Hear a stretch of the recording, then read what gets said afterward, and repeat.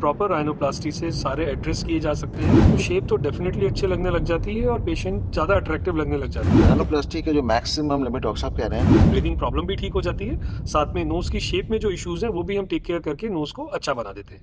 क्या ऐसा नहीं होता है कि राइनोप्लास्टी के बाद फिर से खराब हो जाए या खराब सर्जरी में हो जाए? राइनोप्लास्टी स्टार्ट होती है अराउंड 75-80,000 से।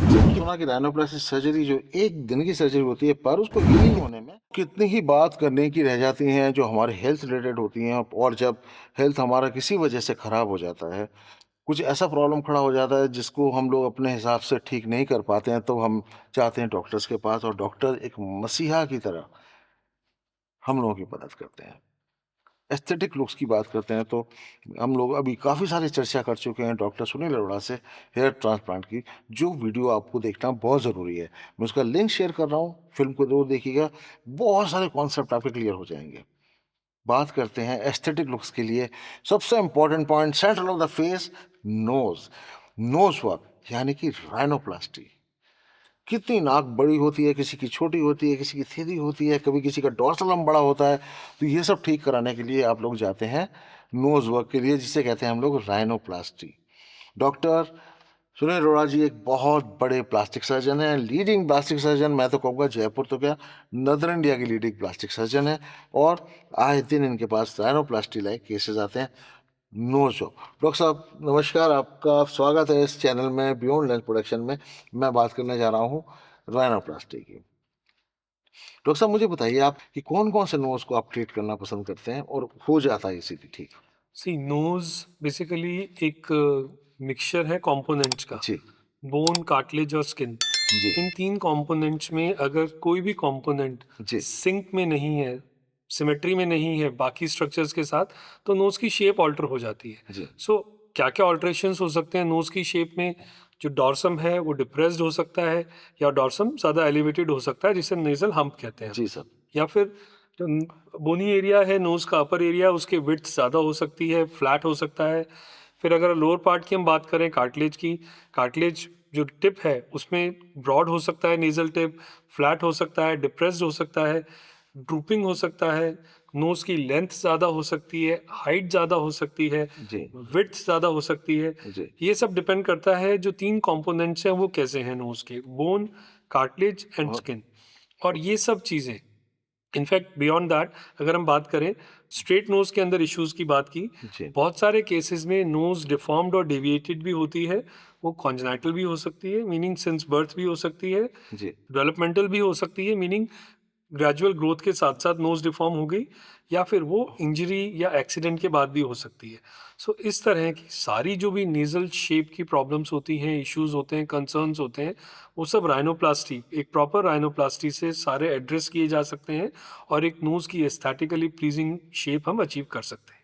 जो आप लोग करते हैं आए दिन। बिल्कुल। तो आपने दोस्तों देखा काफ़ी सारे नाक, जो central part of our face है, which is very very important, and सबसे पहले नाक पे ही फोकस जाता है। आपने देखा कई सारे शेप्स आपको दिख नज़र आ रहे होंगे, ब्रॉड नोज का, डॉर्सल हम्प से related, up and down, droopy nose, इस तरह के, which is curable under rhinoplasty surgery. इसके लिए plastic surgeon doctor Sunil Arora is capable of doing it. अगर आपको कोई इस तरह की शिकायत हो, कभी भी आप मिलना चाहते हैं, तो ज़रूर कॉन्टैक्ट कीजिएगा। नंबर फ्लैश हो रहा है एएलसीएस में डॉक्टर सुनील अरोड़ा से। इससे चलते सेकंड क्वेश्चन मैं पूछना चाहूँगा डॉक्टर साहब, राइनोप्लास्टी का जो प्रोसीजर होता है, सबसे ज़्यादा टाइम कितना लगता है होगा सर इसमें पूरे प्रोसीजर में? अगेन राइनोप्लास्टी में सारा डिपेंड करता है कितने कंपोनेंट्स हमें ऑल्टर करने हैं। जी। मैं अगर मिनिमम बात करूं तो अराउंड 1 से 1.5 घंटा लगता है राइनोप्लास्टी में, जी। Which can go up to 3 to 4 hours depending upon कितनी स्ट्रक्चर्स हमें मॉडिफाई करनी है, किस तरह का हमें अल्टीमेटली रिजल्ट अचीव करना है। और इसके अलावा कई बार कई केसेस में हमें ग्राफ्ट्स भी डालने पड़ते हैं, कार्टिलेज ग्राफ्ट, ओह। जो कि हम मोस्ट ऑफ द टाइम्स या तो कान के पीछे से लेते हैं या फिर रिब्स से लेते हैं। ग्राफ्ट्स की ज़रूरत पड़ती है राइनोप्लास्टी में, तो टाइम पीरियड थोड़ा और एक्सटेंड हो जाता है। सो एक स्पेसिफिक टाइम नहीं है कि इतनी देर में राइनोप्लास्टी पूरी हो जाती है। एंड टू बी फ्रैंक अगर मैं एज अ डॉक्टर बात करूं तो time is not a criteria for a good surgery. तो बहुत हद तक ये बात सिंपल हो गई। डॉक्टर साहब ने आपको बताया कि आप मॉर्निंग में आते हैं, आपका पूरा ट्रीटमेंट होता है, सर्जरी होती है और शाम को आप घर वापस चले जाते हैं। पर डॉक्टर साहब ये रिजल्ट देखने को कब मिलेगा? यस, राइनोप्लास्टी एक बहुत ही कॉम्प्लेक्स कॉम्प्लिकेटेड सर्जरी है। इसीलिए बहुत सारे लोग राइनोप्लास्टी सर्जरी नहीं भी करते हैं। और ये तो है डॉक्टर के व्यू पॉइंट से। जब हम पेशेंट के लिए बात करें, पेशेंट की एक्सपेक्टेशंस होती हैं कि अभी मैंने राइनोप्लास्टी कराई है और ड्रेसिंग हटेगी 5-6 दिन बाद और मेरा बिल्कुल ट्रांसफॉर्म नोज़ मुझे देखने को मिलेगा। हाँ, बट नोज़ के अंदर जो हीलिंग प्रोसेस है वो थोड़ा ग्रेजुअल होता है। ओके, जब पेशेंट की नोज़ की ड्रेसिंग हटती है 5-7 डेज़ में, डेफ़िनेटली नोज़ का शेप काफ़ी अच्छा होता है as compare to pre procedure shape. लेकिन नोज़ में इंटरनली स्वेलिंग रहती है जो ग्रेजुअली ओवर फ्यू मंथ्स जाती है। जी, मैं अगर ब्रॉडली लेमन लैंग्वेज में बात करूँ तो जो रिज़ल्ट है उसमें स्वेलिंग 50% स्वेलिंग चली जाती है अराउंड 2 वीक्स के अंदर, 80% स्वेलिंग चली जाती है 6 वीक्स में। जबकि रिजल्ट कुछ तो नज़र आ ही जाता होगा सर्जरी के बाद? यस, आफ्टर 10-15 डेज़ नोज़ की शेप काफ़ी अच्छी हो जाती है, काफ़ी अट्रैक्टिव हो जाती है। सी राइनोप्लास्टी में जो चीज़ हमारे लिए प्रायोरिटी होती है वो ये होती है कि nose should look natural, nose should be as per facial aesthetics and facial proportions. True, So जब वो proportions में nose आती है तो शेप तो डेफिनेटली अच्छे लगने लग जाती है और पेशेंट ज़्यादा अट्रैक्टिव लगने लग जाते हैं और धीरे धीरे धीरे वो अट्रैक्टिवनेस और नोज़ की शेप बढ़ती और ही इम्प्रूव जाती है। करती है। तो आपने दोस्तों सुना कि राइनोप्लास्टी सर्जरी जो एक दिन की सर्जरी होती है पर उसको हीलिंग होने में कुछ समय लगता है, तो आप बेचैन मत होइए, आपकी नाक तो पहले से कहीं अच्छी हो चुकी है।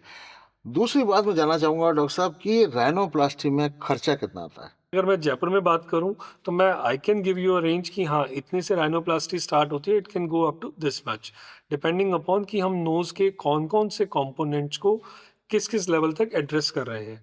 सो राइनोप्लास्टी स्टार्ट होती है अराउंड 75-80,000 से। बहुत अगर बेसिक टिप वर्क हमें करना है, लोकल एनेस्थीसिया में करना है तो जी, जी, एंड जी। It can go up to 2-2.5 lakhs। जो नोज़ बहुत ही ज़्यादा डिफ़ॉर्म्ड होती हैं, जिनमें काफ़ी ज़्यादा कॉम्प्लेक्स रिकंस्ट्रक्शन करना पड़ता है, वो काफ़ी एक तरह से कॉस्टली 2 से ढाई लाख की रेंज में बैठ जाती राइनोप्लास्टी के जो मैक्सिमम लिमिट डॉक्टर साहब कह रहे हैं, वो 2 ढाई लाख के अप्रॉक्सिमेटली पर आपको एक नई ज़िंदगी मिल जाती है, ब्यूटीफुल फेस हो जाता है आपका और जिस नाक से आप ऊब गए हैं, उकता गए हैं, परेशान हो गए हैं, फेड अप हो गए हैं, वो नाक बहुत सुंदर बन जाती है। पर डॉक्टर साहब मैं एक बात और इससे जुड़ा हुआ पूछना चाहता हूँ कि मेरे एक मिलने वाले हैं, उनका कहना है कि उनकी नाक अंदर से टेढ़ी है और वो कह रहे हैं कि मेरे साथ जो बीच का हिस्सा है वो टेढ़ा-मेढ़ा है, इससे मुझे साँस भी लेने में दिक्कत होती है। तो ये क्या है? देखिए, नोज़ के सेंटर में एक वॉल होती है, जो नोज़ को 2 पार्ट्स में डिवाइड करती है, उसे सेप्टम। नेज़ल सेप्टम बोलते हैं। जी, जी, जी। कई पेशेंट्स में वो सेप्टम जो होता है, वो डिफ़ॉर्म्ड या डेविएटेड होता है, कर्व्ड होता है। तो एक साइड पे ब्लॉकेज कर देता है, दूसरी साइड पे रूमिंग हो ओह! जाता है। तो उस डेविएशन की वजह से नेज़ल ब्लॉकेज होता है और ब्रीथिंग प्रॉब्लम होती है। तो जब राइनोप्लास्टी हम करते हैं, तो जब हम सेप्टोप्लास्टी उसके साथ कंबाइन करके सेप्टोराइनोप्लास्टी प्रोसीजर करते हैं, तो उसमें ड्यूअल एडवांटेज होता है। ब्रीथिंग प्रॉब्लम भी ठीक हो जाती है, साथ में नोज़ की शेप में जो इश्यूज़ हैं, वो भी हम टेक केयर करके नोज़ को अच्छा बना देते हैं। क्या ऐसा भी होता है कि नाक राइनोप्लास्टी के बाद फिर से खराब हो जाए या खराब सर्जरी में हो जाए? जी, बिल्कुल होता है ऐसा। और जब जैसे-जैसे राइनोप्लास्टी सर्जरीज़ का नंबर बढ़ रहा है, हमारे पास रिविज़न केसेज़ भी काफ़ी फ्रीक्वेंटली आते हैं। ओह! अब नोज़ राइनोप्लास्टी खराब होने का रीज़न बेसिकली दो कैटेगरीज़ में हम डिवाइड करते हैं।